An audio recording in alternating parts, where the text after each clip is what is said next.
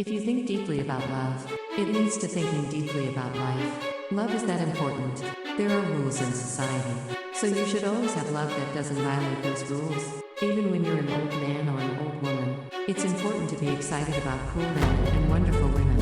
If you think too much about your current position, for example, by saying I'm married, so, or I'm too old for this, and suppress your feelings, one day it will suddenly explode and hurt the people around you. That's why you should have liked love as much as you can.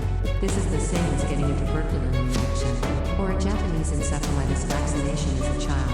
You build up your immunity, then, stop when you're in a moderate state. You store it in your memory album. There's no need to force yourself to forget. You can just open it every now and then and take a quick look. Like Chinese medicine, gradual development is best. In my case, the person I fell in love with stays in my heart forever. Even if I marry someone else, they remain in the back of my mind and come out at some point. I think that this point might be a place. We walk together and music we listen to together. From my perspective, I think that women forget about their exes when they find someone new to love. If anything, I think that men are the ones who hold on to their past. To go off topic a bit, here's an example of how I'm a man who holds on to my past. One day, I thought I had gone out with my girlfriend, and I started talking about a beautiful place. When I realized it, she was angry. I've never been to a place like that. I managed to brush it off, but when I thought about it, I realized that it was a place I had gone to with another girlfriend. I think that people who are suffering from heartbreak should take a year or two to remember all sorts of things. I think that will be beneficial for you in the future. You have plenty of time to sort things out properly. Why not enjoy your own drama like that? If it's hard, tell yourself that life is just a detour on the way to the next world, and go out for a walk. By the way, an American doctor said that a special hormone was discovered in the brains of those who commit suicide. This hormone disappears if you take a short walk or a light jog. Men act high and mighty, but, basically, men want to depend on women. Men inevitably associate the image of a mother with women. There are certainly men who want to be relied on and say, come on, jump into my arms. But deep down, they want to be depended on. I think that feeling is hidden. The more a man talks tough, the more that's what he really is. If you observe carefully, you'll understand. I think a woman's charm lies in her cuteness. Normally, they're doing useless things with all their might.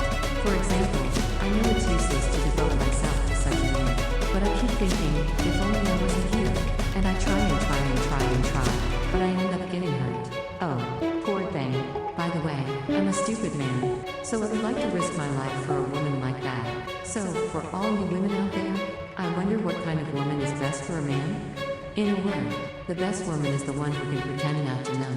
A woman who knows but can pretend not to know is an irreplaceable woman to a man. For example, a woman who can react in various ways to a man's footsteps and behavior when he comes home.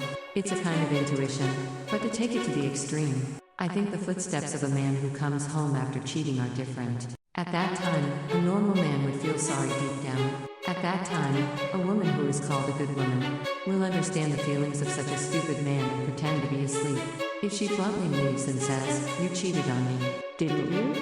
The man will cheat again. Also, even if a man talks big when drinking, if you go along with it, you can do him a favor and enjoy various benefits afterwards. However, a woman who brings luck to a man is not necessarily this kind of good woman.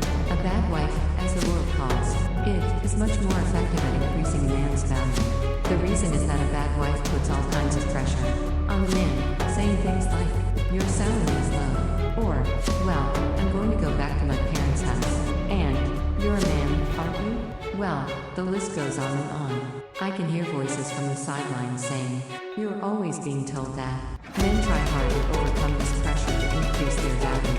As long as there is a bar they want to surpass, it will continue to grow.